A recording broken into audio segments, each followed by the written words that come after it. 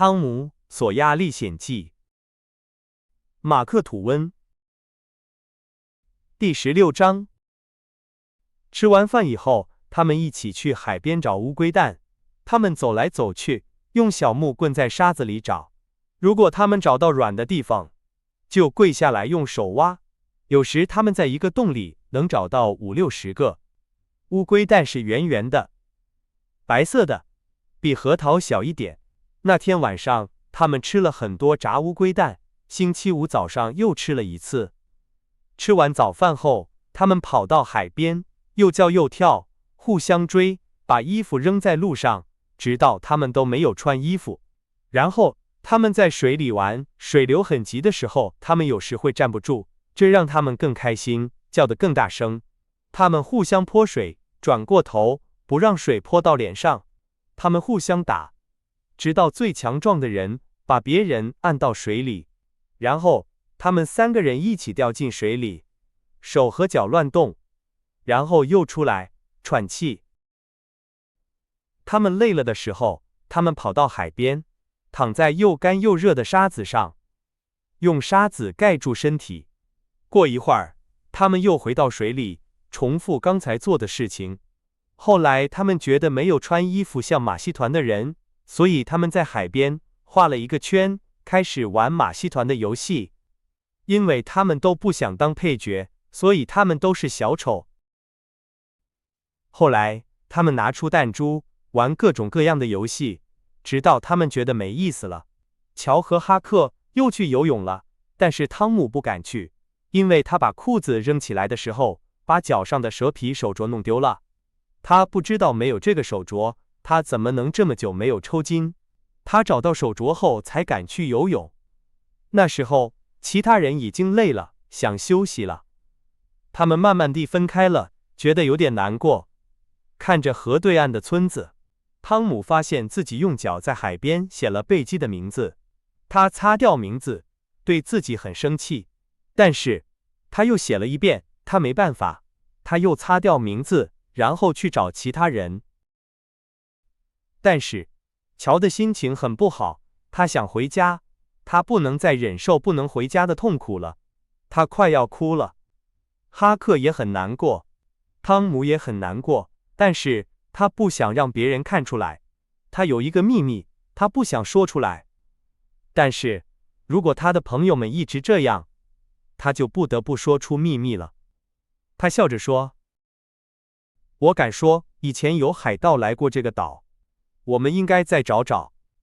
他们可能把宝藏放在这里了。如果我们找到一个装满金银的箱子，怎么样？”但是他们没有很高兴，很快就不说话了。汤姆想了很多办法，但是都没有用。乔坐在那里，用木棍在沙子里乱画，然后说：“我们走吧，我想回家，这里太安静了。”别这样，乔，你会好起来的。汤姆说：“想想我们可以钓到多少鱼。”我不想钓鱼，我想回家。但是这里是游泳的好地方。我不想游泳，如果没有人告诉我不要游泳，我好像就不想游泳了。我要回家了。你真是个小孩子，你想妈妈了，是吗？是的，我想妈妈了。如果你有妈妈，你也会想她的。你才是小孩子。乔很不高兴。好吧，好吧，让想妈妈的小孩子回家吧，对吗，哈克？他想妈妈了，让他回家吧。你喜欢这里，对吗，哈克？我们会留在这里，对吗？哈克勉强地说：“是的。”我再也不会和你在一起了。乔站起来说：“就这样。”然后他生气地走开了，开始穿衣服。没关系，汤姆说，我也不想和你在一起。回家让别人笑你吧，你真是个海盗。我和哈克不是爱哭的孩子，我们会留在这里，对吗，哈克？他想走就走吧，我们不需要他。但是汤姆还是有点担心，他看到乔生气地穿衣服，心里很不舒服。哈克看着乔穿衣服，有点羡慕，一句话也不说，这让汤姆更不安。突然，乔一句话也没说，就开始向河边走去。汤姆的心沉了一下，他看着哈克，哈克不敢看他，低下了头。我也想走，汤姆，哈克说，这里越来越安静了，现在会更安静。我们也走吧。我不想走，你们想走就走吧。我决定留在这里。汤姆，我觉得我还是走吧。走吧，谁不让你走？哈克开始收拾他的东西，然后说：汤姆，你最好也来，好好想想，我们在岸边等你。好吧，你们要等很久了。哈克难过地走了，汤姆看着他，很想放下自己的面子，和他们一起走。他挣扎了一下，然后跑过去，大声喊道：等等，等等，我要告诉你们一件事。他们停下来等他，他追上他们，开始说出他的秘密。他们不太想听，但是最后他们明白了，然后他们高兴地叫起来，说这是一个好主意。如果汤姆早点告诉他们，他们就不会想走了。汤姆说了一个理由，解释了他为什么这么晚才说，但是他真正的原因是，他怕即使说了这个秘密，也不能让他们留下来，所以他把这个秘密留到最后。他们高兴地回去了，又开始玩游戏，一直说汤姆的计划很好，汤姆很聪明。他们吃了很多乌龟蛋和鱼，然后汤姆说他想在这里学抽烟，乔也很想学，所以哈克做了烟斗，放了烟丝。汤姆和乔以前只抽过用干树叶做的烟，那种烟很辣，而且他们觉得男人不应该抽那种烟。他们躺在地上，用胳膊撑着身体，开始抽烟，但是他们不太自信，烟很难闻，他们经常咳嗽。汤姆和乔以前只抽过用干树叶做的烟，那种烟很辣，而且他们觉得男人不应该抽那种烟。这很容易，如果我知道这么容易，我早就学了。我也是。乔说，这没什么。我经常看到别人抽烟，我希望我能抽烟，但是我从来没有想过我可以抽烟。是这样的，对吗，哈克？你听我说过，对吗？汤姆说。说了很多次，哈克说。有一次，我在卖肉的地方旁边说的，当时有很多孩子在，你记得吗，哈克？那天我丢了我的白色弹珠，不是，是前一天。我可以抽一整天，乔说，我没有头晕。我也是，汤姆说，但是我敢说杰夫·撒切尔不行。杰夫·撒切尔，他抽2口就会倒在地上，让他试试。我希望孩子们现在能看到我们。我也是。我们什么都不要说。有一天，当他们在一起的时候，我就走过去，对你说，乔，你有烟吗？我想抽烟。引号。然后你就说，好像没什么一样，是逐渐的，我有一个旧烟斗，还有一个新的，但是烟不太好。引号逗号。然后我就说，没关系，只要劲大就行。然后你拿出烟斗，我们开始抽烟，他们一定会很吃惊的。汤姆说。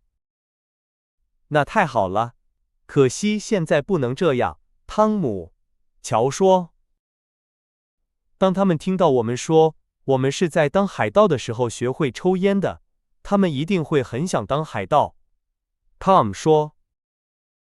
他们一直在说这些，但是他们开始觉得不太舒服，说的话也变得不太清楚了。他们经常不说话，而且咳嗽的越来越多。他们的嘴里好像有很多水，他们不得不很快地把水吐出来，要不然水就会流到他们的喉咙里，他们觉得很恶心，他们的脸很白。乔的烟斗从他的手里掉了下来，乔的烟斗从他的手里掉了下来。他们的嘴里好像有很多水，他们不得不很快地把水吐出来。乔小声地说：“我丢了我的小刀，我去找找。”汤姆嘴唇发抖地说：“我帮你找，你去那边找，我在水边找。别来，哈克，我们会找到的。”哈克坐了下来，等了1个小时，然后他觉得很孤独，就去找他们了。他发现他们在树林里，他们的脸很白，睡得很熟。他知道，如果他们觉得不舒服，他们已经把不舒服的东西吐出来了。那天晚上，他们吃饭的时候，说的话很少，他们看起来很不好意思。哈克准备好烟斗后，他们说他们不想抽烟，他们觉得不舒服，可能是中午吃的东西不好。半夜的时候，乔醒了，叫醒了其他人。空气很闷热，好像有什么不好的事情要发生。他们靠在一起，靠近火堆。火堆很热，但是他们还是觉得冷。他们坐在那里，一动也不动，等着。